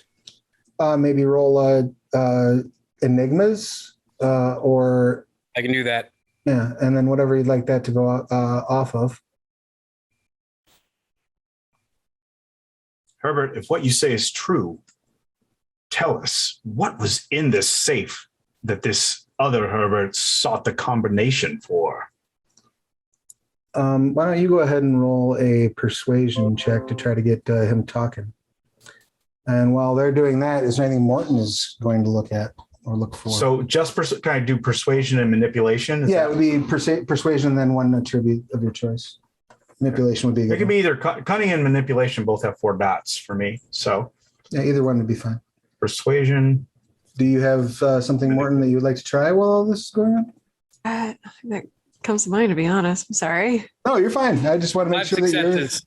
you're getting what you want to get, and you're doing what you want to do. The house is a 2-story home. There is an upstairs as well. With 5 successes, you notice that there's a slight bit, like the Geiger counter is picked up a scotch. There's just the ever so slightest bit of dust on the door, but it wasn't really enough to get a good solid ping. So you notice that with 5 successes. You also notice that it does absolutely look like this place was tossed, like somebody was looking for something. They weren't particularly precious about the state of that they left behind. So like there's a couple of cupboards that are like ripped off the hinges. They were not playing. They were just trying to get some shit and go. Wow. You also notice with that roll,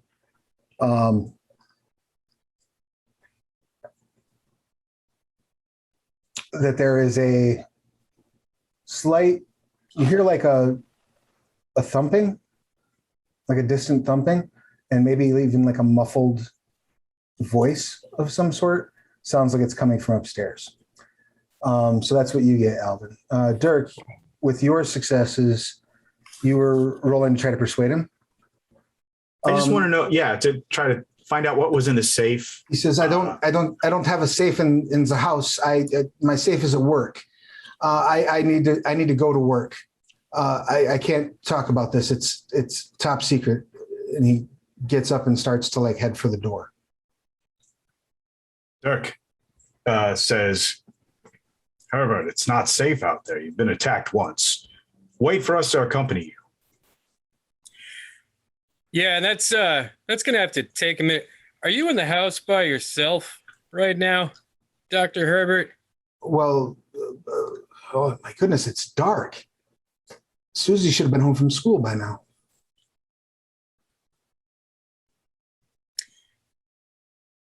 Was Susie doing anything tonight, to your knowledge? I think she might have had a date.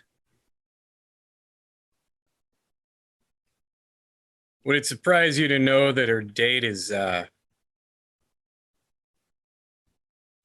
currently suffering from a slight case of death? My God, yes, that would surprise me. Is she okay? We don't know. Her shoe appears fine. There's somebody upstairs. I heard some noises. Well, perhaps it's the thing. Just to be on the safe side, I think maybe you should hang back.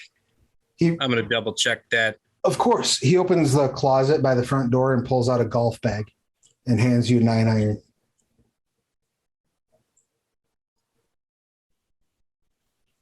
I'll take it. He gives a pitching wedge to Morton. Groovy. And gives Dirk a putter. Well, let's head upstairs. All right. Herbert, stay here and collect yourself. Of course. He sits down. With 5 successes on your cunning roll, Elvin, you also do notice as Dr. Smith was getting agitated, you noticed a slight hint of accent slipping while he was speaking. Like a bit of German was slipping out. Oh, so he was faking being German, or he was faking being American? He was faking being American, and some German accents were slipping through. Are you going to share that with the class? So as we're heading up the stairs, something occurs to Alvin, and he stops for a second. You know, might be dangerous up here. I don't think it's a good idea to leave the doc unattended, since he was just attacked. Maybe somebody should hang with him too and keep an eye on him. I can stand back. Are you going to tell me about the German thing? And as you say that and you go to stand back, hey, Dirk, try to find out from him if he's actually German or American. He's speaking with 2 different sounds. All right. Be careful. I'll be back. Then I'm gonna. All right, the two of you head upstairs. Dirk, you start heading downstairs. Dirk, as you get downstairs, you catch the doctor at the door. Hold on, doctor. I thought we asked you to remain behind for your own safety. I need to report this to the boss right away. Who might that boss be? Admiral Chet Beauregard, U.S. Navy. The Navy.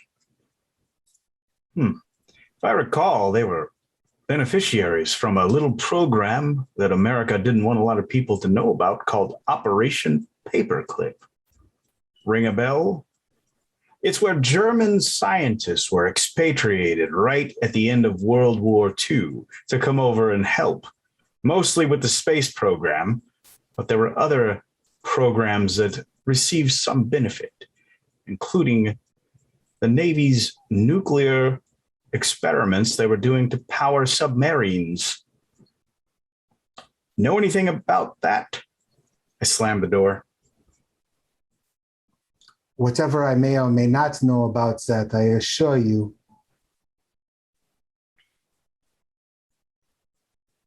Yes? Admiral Beauregard can sort out. If you have issues, you must call him. But if you call him, you must let him know that my office could possibly be breached by that thing that wore my face. Well, there's the phone. Why don't you call him? I'm not really supposed to use the phone to report in. That's why I was going. Well, you just cool your heels. Whatever's in the safe, let's presume is safe for now. There could be somebody else in the house. It could be the thing. It could be your daughter, freaked out of her mind. He leans in and says, one of us will answer to the Admiral. And then he I've sits back already down. had my comeuppance by the Navy. I'm not afraid of any of those authoritarian bootlicking shitheels. Meanwhile, upstairs, the two of you go running upstairs, and it becomes very clear right away.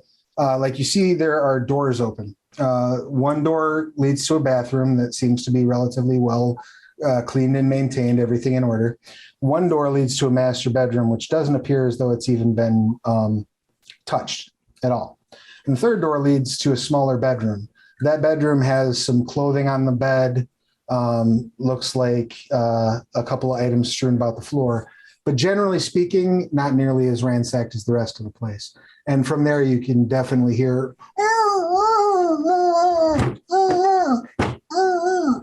from coming somewhere inside the room. What would you like to do, Morton? Just search for where that sound is coming from if I can work it out. You dive in. What about you, Alvin? Morton, I'm getting a bad feeling about this. All right. As you step in on Morton's back, just kind of watching. Morton, you can tell this is coming from a closed closet. All right. Well, I'm a man of very few words, so I just kind of nod towards the closet to Alvin with the golf club in hand. Alvin drops the golf club, rolls up his sleeves. It takes a second because they were buttoned. Yeah, I'm good.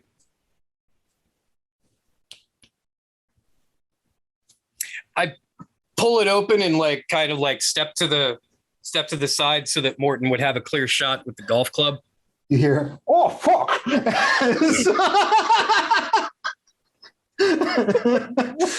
As Susie comes barreling out, lands on the bed, face first, bounces off the bed, and lands on her back on the floor. She's taped, with her hands up to her neck and, mummified. And she's wearing, a taped sarcophagus.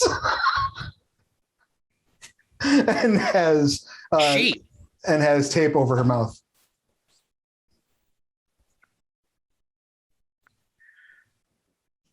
I'm gonna pull this off, but I'm gonna need you to be quiet, okay? We are not here to harm you, unless for some reason you're a disgusting squid monster. Fair enough. Rip.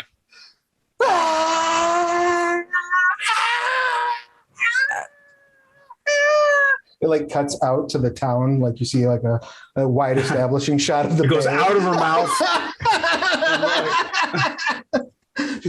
That stings. Thanks for being so quiet. No problem. Who are you? I'm Susie. Are you just gonna keep my hands and the rest of me? That would be great. Yeah. This is my room. Who are you? Yeah, I'm gonna get on that, Susie. Tell you what, why don't you go ahead and have a cocoon on the bed, however you want to arrange yourself. Sure, I'll get right on that. Yeah. Nope. Were you She's like leaning forward and she can't sit up. I am very methodically beginning to like take little bits of tape. Okay. Right? Were you out of the house tonight, Susie? Tonight? No, I was supposed to come home and get ready for my date. And when I came home, I saw my dad was knocked out on the floor in the living room. I screamed. And then this is going to sound crazy, but my dad walked in and punched me in the face. And then I woke up in the closet. Does that happen a lot when you come home from school? No, never once. This is the first time. Good. All right, then. What can you tell us about your dad, Susie? He's a scientist. Didn't think he could throw a punch. Nice guy. Been alone since mom died. Works a lot. Could be a little bit less stingy with the allowance. What do you want me to tell you? I don't understand. Can you finish? Yeah, what did you do in my room? I feel like I'm getting the picture here. So, what's your boyfriend's name, Susie? Well, I mean, we're not going steady or anything. I mean, he's just a boy that I kind of like. Brad Chadwick was the boy I was supposed to see today. Was. Yeah. Just funny you should use that word. I'm going to take a little more of the tape off. We were supposed to go to the drive-in, and judging by the fact that it's dark out, I'm assuming he probably went with Sandy. Sandy, a Trollop. Okay, then. All right. Well, I've got some good news and I've got some tough to hear news. I'm not sure which one you're going to want to hear first, but I'm going to go in the order that I'd like to deliver them in. The good news is that I have no idea if Brad was at the drive-in with this Sandy. Oh, okay. I guess that's good news. Bad news is that Brad went to the movies and, well, he lost his head. Mostly because it was on the dashboard. He's dead. What? Want me to get the rest of this tape off here? Oh, no, Brad. Yeah, please get this tape off. Where's Dirk when you need him to smack her? I hear a woman who needs a smacking. A calming, soothing, reassuring, firm hand. Your dad's downstairs. At least I think the one that's not going to punch you in the face. The three of us are here just in case he does. So come on downstairs. Are you with Child Services?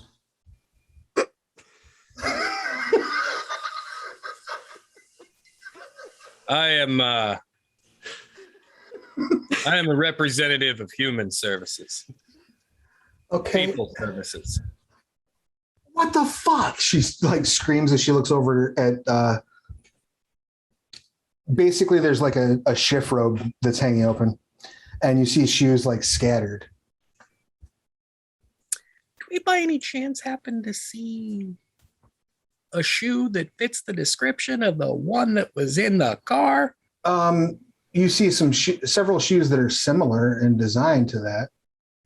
I have the shoe with me in my knapsack for kinky reasons. Oh, we're definitely playing Cinderella in a minute. She says, my blue shoes are gone. Are they? She gets up and like once you've got the tape off of her, she gets up and starts going through the areas that have been tossed. Says, oh my God, I think that double of my dad stole one of my dresses and a pair of my shoes.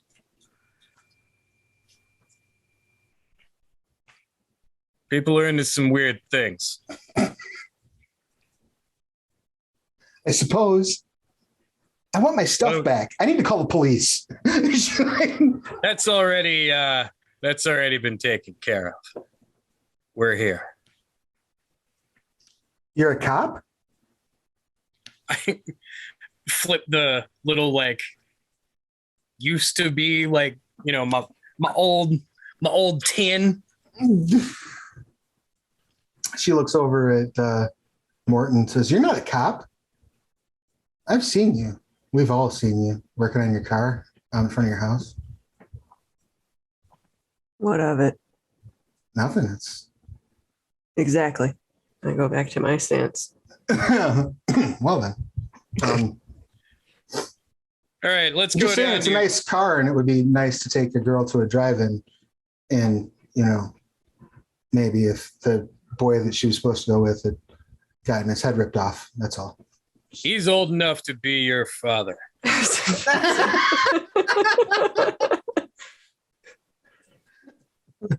was about to say I don't swing that way. Well, whiffing the club around a little bit and leaving the room back down to Dirk. All right, you go down to Dirk. Dirk has. Yeah, I'm gonna lead her out too, so we can get back downstairs.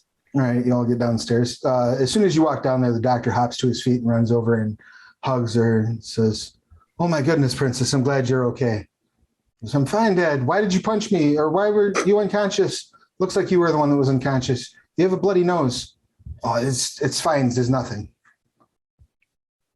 And she looks over and says, "Thank you for saving me and my dad."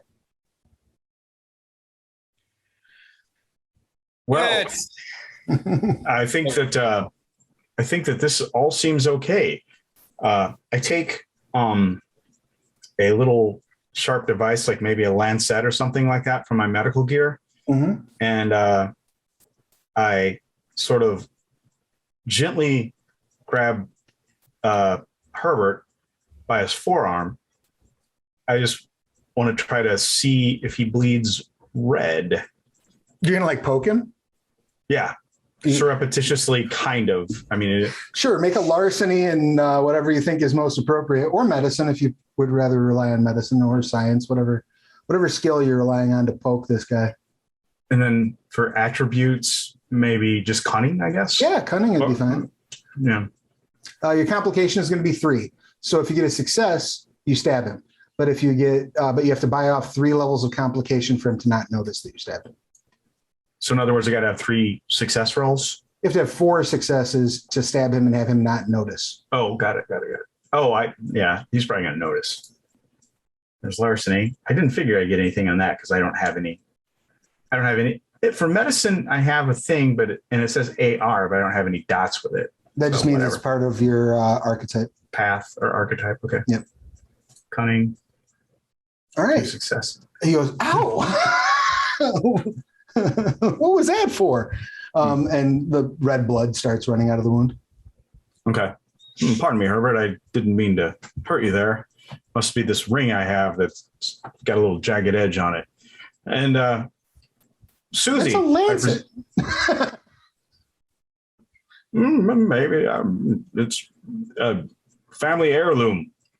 Susie, how are you doing in all this? You seem well. I do essentially the same thing to her. I'm going to make you roll. You just don't. You just poke her. The same one. What the fuck? Blood starts running down her arm too. I'm just making sure it wasn't squid ink, my dear. Squids. Are you Never saying mind. that there might be something that came from beneath the sea,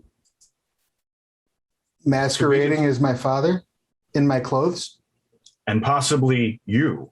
Do you recognize this shoe? That's my shoe.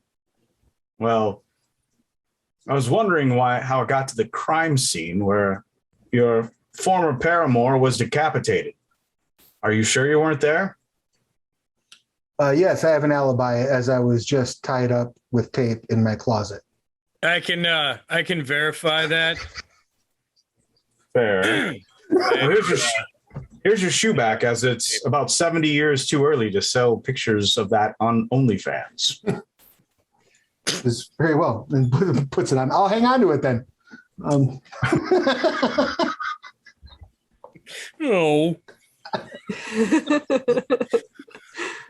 All right. Grandma Wedge, 1945. Yep. There's somebody out there for it. Let's see. Well, these two have already been targets. Maybe they should both come with us to the naval base. I think we should probably at least get them someplace safe, which is not here. Dad Clearly never lets not me go there. to the naval base. Is this true? The work is far too dangerous for her. It's far too dangerous for her here. On a normal, everyday sort of occurrence, I would say yes. A naval base is no place for a child, much less a woman child. But we have to ensure the safety of you both. Plus, we also have to ensure that you are who you say you are. I think the girl's going to be okay. She took a punch in the face from this thing, and quite honestly, she talks like a drunken sailor. So I think we'll be all right. She allegedly took a punch. Herbert, would you characterize your daughter as someone with a mouth of potty? I mean, I've cautioned her from time to time about her language. I I can verify that. She used several naughty words. But what do you expect from an American child? Oh, nice Freudian slip there, Paperclip. Let's get you to the naval base. Can we drop her off at the police station? I suppose. Although with the skeleton crew that's running it tonight, I don't know if there'll be anybody there. Is there a reason you want to be separated from your daughter at a time like this? Yes, I don't want her to come to the base.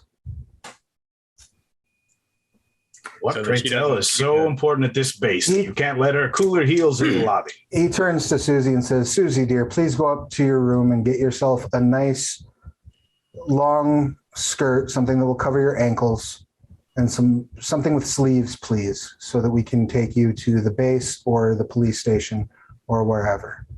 And she kind of rolls her eyes and goes, Dad, you don't have to lecture me about how I dress, and walks up the stairs. He leans in and says, as soon as she's clear, he leans in and says, yes, you are absolutely right. And she does not know. She was born here. She is an American. She does not need to know. Play your cards right and we'll keep your secret safe. But I will say this for now. Since we're going to the naval base, none of them will be into women.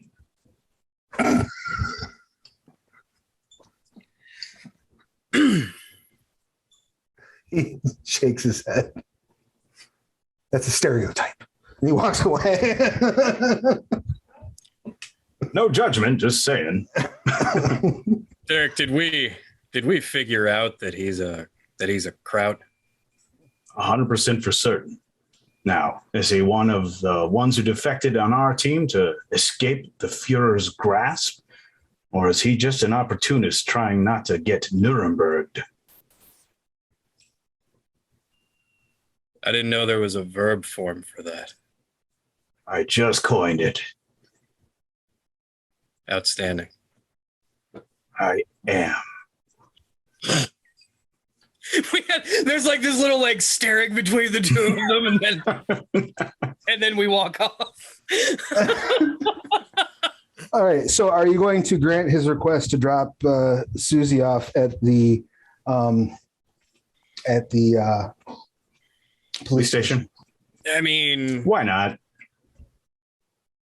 Let's at least attempt it and see what happens in between here and there. she seems less squiddy than I was expecting. So,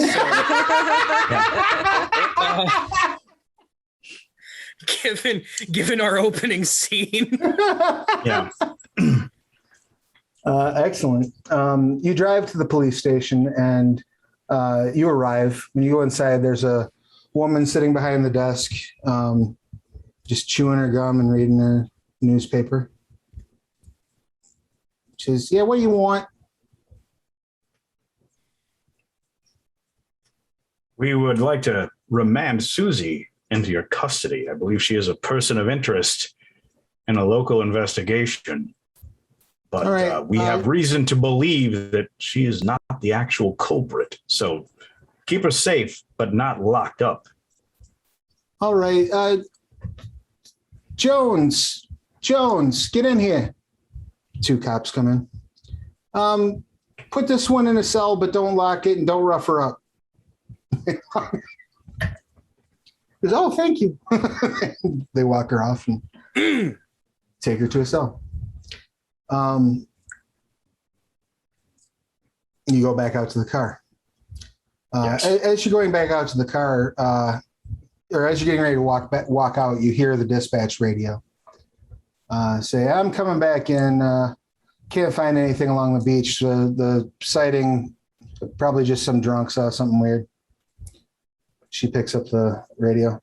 "All right, I got you, boss." Can you tell me more about this sighting? "Oh yeah, somebody said they saw 5 people come walking up out of the shore, A little late naked." for a swim, naked. Yeah, I mean, probably just college kids. You know how they get. Yes, I recall those halcyon days of college. Barely wore clothes. Well, that's going to keep me up at night. She changes. You're welcome. You hop in the car and start making your way to the military base. Dun, dun. As you pull up, Is there any way, as we're going to the military base, does this by any chance happen to go past any shoreline? yeah, pretty much the entire way is past shoreline. You're in Delaware, like right on the ocean. Cool. Okay. So yeah, you are zipping up the East Coast basically on your way there. Hey, Doc, Sounds you want lovely. to point that fish finder thing out the window toward home base there? See if This is a Geiger counter named after H.R. Giger, who designed alien xenomorph potential body types. And yes, I will. cool. You point your HR Geiger counter over it. It's got a little tag on it. I named it Prometheus. It makes no sense. You don't This get thing any. has third act problems. It gives us data we have to read later. It's been retconned to actually show a sign on the beach. This HR Geiger counter, which stands for helium radon. You're not getting any readings you wouldn't expect pointing it at the ocean. Okay. With that, you pull up to the outside of the military base. You come up to a kind of standard gate with like the drop arm, and 2 guards come walking out. Before they do, I would like to talk to Herbert, if I may. Sure. Say, Herbert, you need to play this cool. Just say that we're 3 colleagues out from Trinity in Los Alamos. Okay. The guards walk up and say, "Lovely evening, isn't it?" Yes. You can smell the sea foam from here. It's quite nice out. Very, very convincing acting that you have there. Yes, it's really lovely. Can we get on with our business at hand? Of course. It's just such a lovely day. I wanted to comment on the weather. And he leans in and says, "Do you have your identification, sir?" I'm a colleague of Herbert Smith here. He needed a little help with the radioactive program. Perhaps you noticed this HR Geiger counter. I would like to explain it to you, but it's beyond your grasp, I'm afraid. These other two people are also from Los Alamos, although we've spent some time in Oak Ridge down at that facility. They look over the back seat and say, "Dr. Herbert Smith." The one and only. "Yes, go right in." As they do. Step inside and raise the arm, All right, then. Dr. Smith looks over at you ominously and says, "They didn't ask for my identification once you told them who I was." It did seem odd. I thought this would be a little more difficult to infiltrate a Navy base. Might mean that they are squid or octopus creatures. They might be things wearing those soldiers' faces. No need to be a drama queen. And that's where we'll wrap things up for this session, I do believe.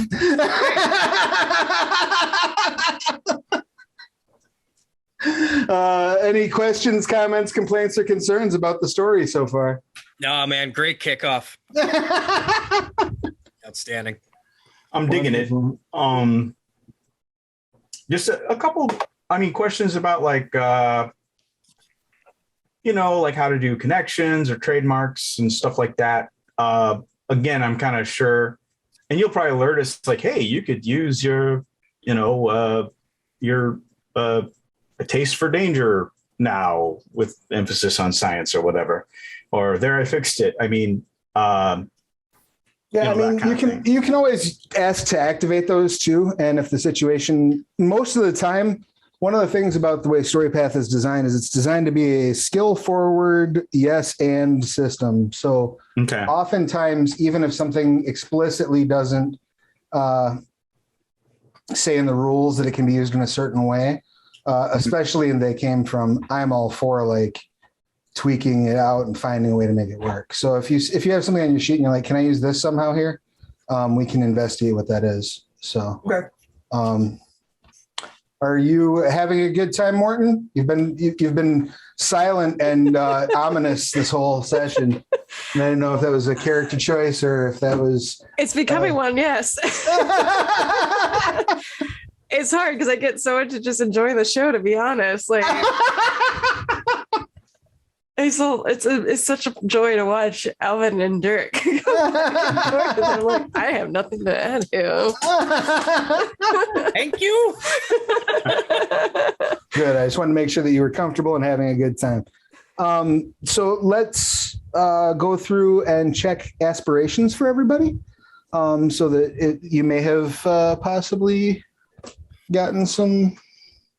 Yeah, I don't think I hit any of mine today. No, I was gonna try to tie the Dr. Herbert up or something like that, because I have not tutorial as one of my short-term aspirations. I was also going to ask to pull over so I could stare longingly at the ocean and monologue.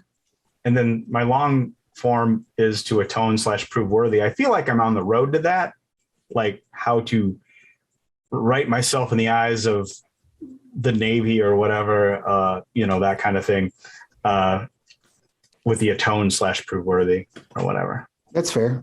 So yeah, all of those are kind of in process, I guess you might say. I didn't want to absolutely inorganically dump some. Although I did want to tie Herbert up, but I thought that would look kind of suspicious if they were tied up. I mean, it'd be funny. Yeah, exactly. Well, that too. There is definitely a fork in the road here between like, let's get this accomplished in as efficient and probably as graceful a way as possible, and let's bungle some things to deal with the fallout. Sure. For comedic/story reasons. So Well, so far you've been doing a very good job of following the breadcrumbs. So did everything feel organic in terms of where the story was moving and how you were discovering information, things like that? Yeah, for Beautiful. sure. I mean, Cool. and also like, what Tim has guessed from watching a lifetime of shitty science fiction and what my character is not aware of. I definitely try to play that so that he's, you know what I mean? So like when you were doing the fake acting of the guards, I saw that that those guys are probably not right somehow, somewhat. Tim did. The doctor did not. Well, I played it that way. I chose to play it that way. Sure. And also I didn't entirely know, but I thought in a movie, this is where this would be going afoul. So. Yeah. Sure. Fair enough. How about you two? Did James or Pesto, did you have any feedback in terms of like the pace or the completion of things? Did it make sense where everything was going to you two? The story beats and all that? I'll let Pesto go. Oh dear. Yeah. I get a little bit lost in how I can contribute and how to in finding the clues and pushing stuff forward. But other than that, like the overall direction and stuff, yeah, it's easy to follow. Well, and one thing to keep in mind too, as we go forward, is you are the star of this film, so the things that you try are likely to work. So, for example, if your way of looking for clues is, I'm going to knock over this big, they don't necessarily have to like make a logical. It's not like we're playing Aberrant where like we have to like dive into the logic of how this is necessarily making sense. It could be something like, in frustration, I'm going to knock over this item and then bang, a clue fell out of it.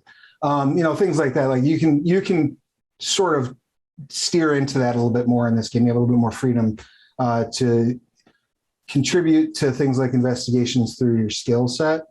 Okay. And have it pan out, if that makes sense. Yeah, totally. Also, next session, you'll have much more opportunities to punch things in their face. I was going to say, I bet Morton is a kind of a hang back sort of person while the talkie shit's happening. And then once initiative is getting rolled, then Morton's the one doing the stuff. The cigarette gets put out. Business gets done. Yeah, no. See, every time someone plays an everyman, and this is not just the art and They Came From Beneath the Sea that makes me think this, but the art doesn't hurt by any stretch. I always assume that they are playing Ashley J. Williams. And so it's my aspiration as the director is to cover you head to toe in bloody gore before this thing is over, Morton. Oh. And if you recall, Ash wasn't talkative either, just saying. Maybe something evil is going to get in your hand before this is all said and done. Did you complete any of your aspirations, Pesto? Mine, other than with that improv quip at the beginning with that might have worked for crack up a cast member, but I mean, yes, I would say that worked. Yes. Okay. So you can have one experience for achieving that aspiration, and everybody gets one for showing up. Alvin, did Alvin, I should say, complete an aspiration at all? No. I had considered the value toward the end as we were driving of like narrating our situation up to this point, and like what might be coming up. But just much like Tim said, I didn't want to just inorganically kind of shoehorn something in there. It didn't feel like the right time for it. Because I do also like where everything organically is going. Okay. In the story, I think it has a good natural progression to it. I like that. I think our GM styles mesh quite a bit because there are games where like I have an NPC come in and just like I'm just gonna drop this here. If any of y'all want to pick this up, like, oh, it's a clue. But like the microscope, like, dude, just like, hey, you need this, and put that right there. And I love it because it really fits what we're playing genre wise. It's like absolutely the type of stuff that should be going on. The fact that we saw the girl, and like I said, not nearly as squiddy as I was I really thought that she was going to look like she had like calamari hair extensions. That is not what happened. Well, I'm glad to have steered a misdirect. Yeah. Yeah. So and Travis, the scientist being German, but pretending to be American. You know, that was cool. Thank you. So when you said we all got an aspiration for showing up, you all get 1 experience point for showing up. Oh, and then 1 experience point for Pesto for completing an aspiration. Got it. And then the other thing that we normally do at the beginning of a session, but we're going to handle it at the end of this session, partially so we can dive right into the action next time, is a thing called tweaks, which you can do in Storypath. So if you're playing your character and you're like, oh, it seems like I'm going to need more of X, or I put points in this skill and I really should have 1 over here. You can move 1 dot either from a skill to another skill or from an attribute to another attribute. All you have to do is just make a little mark on that when you do it and make sure that you roll that next session. So you have the opportunity to do that if you so choose. I'm sorry, say that again. So you can move 1 dot from 1 skill to another skill. Like, let's say you're like, I didn't realize I was going to need integrity so much. I'm going to move a dot from my close combat to my integrity, for example. Then you would put a little asterisk by your integrity, and next session you just have to make sure you roll integrity at some point. Okay. You can do the same thing with an attribute if you want to. Those are just little, and you can swap out an aspiration if you want to. So like now that you know where the story is going, like Pesto already completed an aspiration, so you should figure out a new short-term aspiration anyway. But you can also say, oh, well, this story seems to very much be going towards, there's this squid monster that's decapitating people. So I'm going to swap out one of my short-term aspirations with punch the squid monster. You know what I mean? Or, you can do things like that. That way you can keep sort of tweaking it. Because remember, the aspirations aren't, it's never going to be shoehorning to get your aspiration in, because those are the reasons for being here. Those are the things you want your character to accomplish. Okay. I mean, there is absolutely a merit to like, I'm going to wait for the dramatic moment to give this monologue. Like I can very much see like when all the dust has settled and all the creatures are defeated and whatnot, that's when Dirk walks and looks over the ocean and says, one thing about living in Santa Clarita, I never could stomach all the damn vampires, for example. And then that would like, get the aspiration point. Does that make sense in the way I'm explaining? But to that end, since I used a quip, do I come up with another quip perhaps? Or you can swap out quips, or you can hang on to them. One. Well, I already used one though. You can continue to use your quips. You can always draw new ones. It's up to the group. I'm fine with keeping the same quips for the whole thing. So that way, try to think of new ways to use them. But you can gain benefit from a quip 5 times in one session. And each time you work the quip in, it's an additional +1 to your dice pools. So like if you manage to make the quip work 5 times, on that 5th time, you'll be rolling with a +5 to your dice pool. Got it. Okay. So I could definitely have used my other 2 quips quite a bit, and then but they just have to work enough that everybody either thinks they're funny or thinks that they just work. Mm-hmm. You slid that one in earlier, James. I didn't realize you were using a quip. You know what I mean? It's just like, that just sounds like a natural thing someone would say.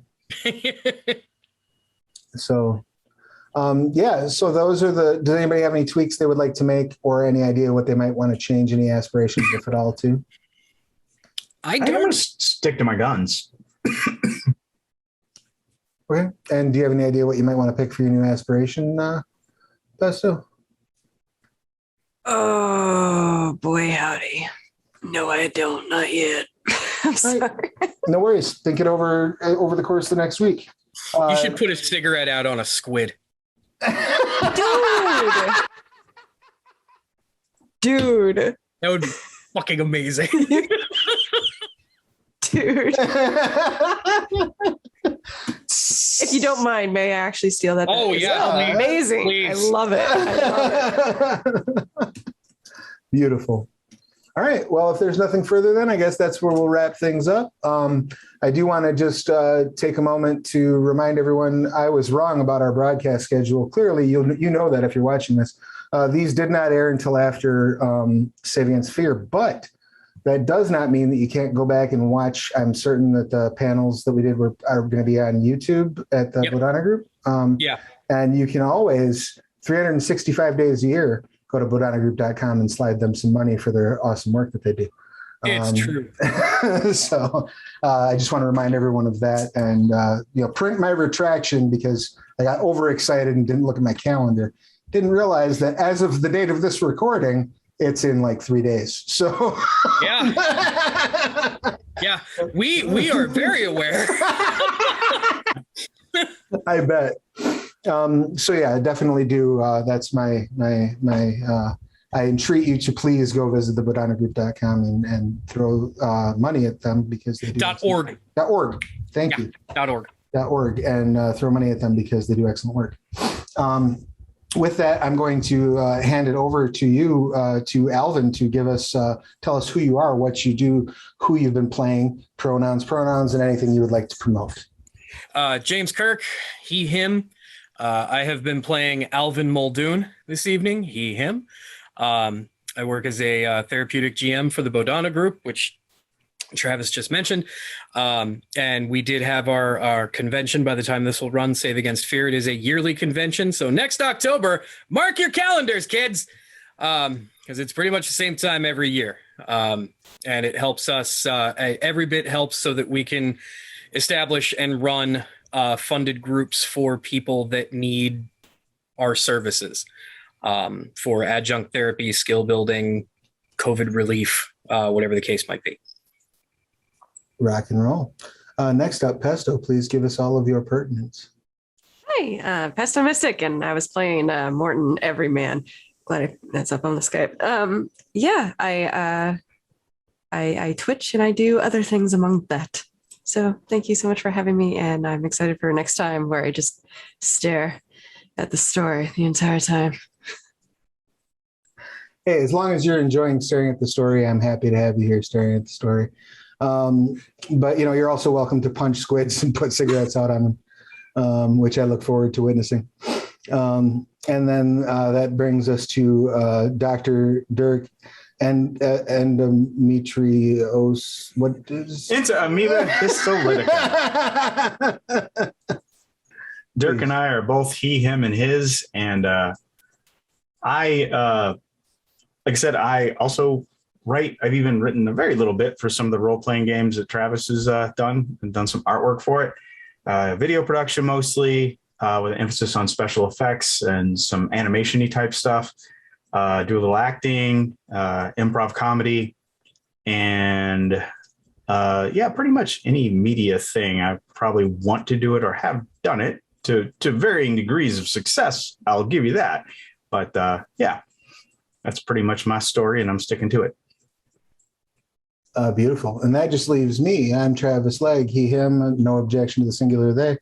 I write games, and when I'm not writing games, I run them and stream them both here and over at Plastic Age Plays. I would like to remind you that the CDC has approved booster shots for anyone over the age of 65, anyone between 18 and 65 who is immunocompromised or has another pre-existing condition such as asthma, obesity. There's a whole list on the CDC website. If any of those apply to you, go get your booster shot. If you haven't gotten your first shot yet, you should probably do that.